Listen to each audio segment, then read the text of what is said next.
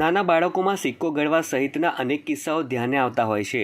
ત્યારે પાટણ જિલ્લાના સિદ્ધપુરની ગોકુળ મિલમાં કામ કરતા 25 વર્ષીય પરપ્રાંતીય યુવાન શિવ્યેશ કુમાર વહેલી સવારે બ્રશ કર્યા બાદ જીભ પરની ઊલ ઉતારવા માટે ઉલિયાનો ઉપયોગ કરતા હતા। તે સમયે ઉલિયું વધારે પડતું પાછળ લઈ જવાથી અન્નનળીમાં ઉતરી જઈ તે હોજરીમાં જઈ ફસાઈ ગયું હતું। હોજરીમાં ફસાયેલ ઉલિયાના કારણે તેઓને પીડા શરૂ થઈ હતી। ત્યારે તેઓ સાથે કામ કરતા અન્ય કર્મચારીઓ તેને તાત્કાલિક સિદ્ધપુરની સિટી હોસ્પિટલ ખાતે લઈ ગયા હતા, જ્યાં એક્સરે કરાવતા ઉલિયું અંદર ફસાયેલું નજરે પડ્યું હતું। ત્યારે તેઓને ફરજ પરના ડૉક્ટર હિતેશ પંચીવાલાએ એન્ડોસ્કોપીની મદદથી માત્ર 10 મિનિટમાં જ ગળામાંથી ઉલિયું બહાર કાઢ્યું હતું।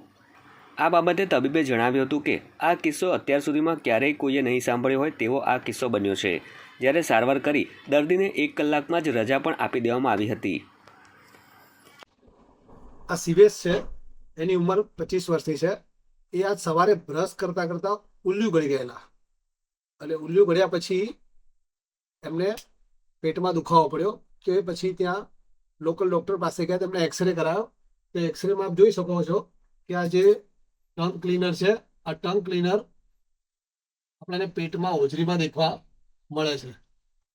તો આ ટંગ ક્લીનરને અમે એન્ડોસ્કોપી દ્વારા હોજરીમાંથી રિમૂવ કરીએ છીએ અને લગભગ કલાકમાં પેશન્ટ કમ્પ્લીટ ઓલરાઇટ છે અને હવે અમે એમને રજા આપીએ છીએ।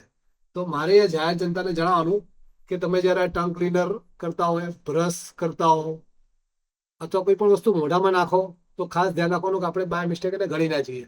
અને જો ગળી જવાય તો ગભરાવાની જરૂર નથી। તમારે એવા નજીકના એન્ડોસ્કોપી સેન્ટરમાં જવું જોઈએ। તો આ બધી વસ્તુ એન્ડોસ્કોપી દ્વારા ઇઝીલી રિમૂવ કરી શકાય છે અને પેશન્ટ લગભગ કલાકમાં ડિસ્ચાર્જ મળી જાય છે। આમ પેશન્ટ મોટા ઓપરેશનથી